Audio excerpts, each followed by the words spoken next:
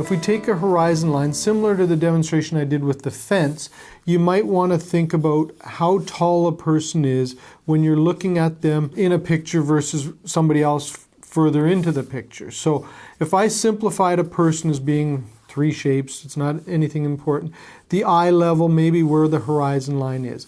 I can do the same thing I did with the fence post and project lines. This spot is an arbitrary one. I could have chosen a spot anywhere along this line for those lines to converge in. And like our fence posts or telephone poles or whatever, any spot along those lines are going to be equivalent to the height of that person wherever you want to place them in this picture.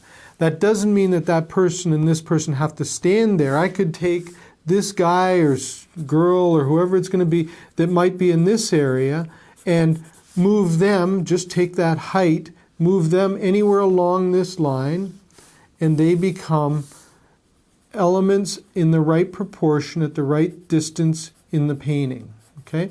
Or drawing in this case. So if you want to learn how to do things like that, if you're filling sketchbooks, whatever it is, start thinking about their relationship to somewhere in perspective. If this person, for example, were talking to somebody in a hole and looking up was the person in the hole, you'd know how big to make the head because of how big this person is, even though half of them is buried underground, okay?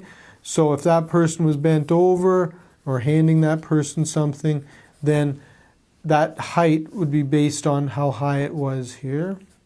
If this person was on a hill and you wanted to know how tall that person would be on that hill, you'd take that dimension and move it so that same person would be that high at this point in the picture.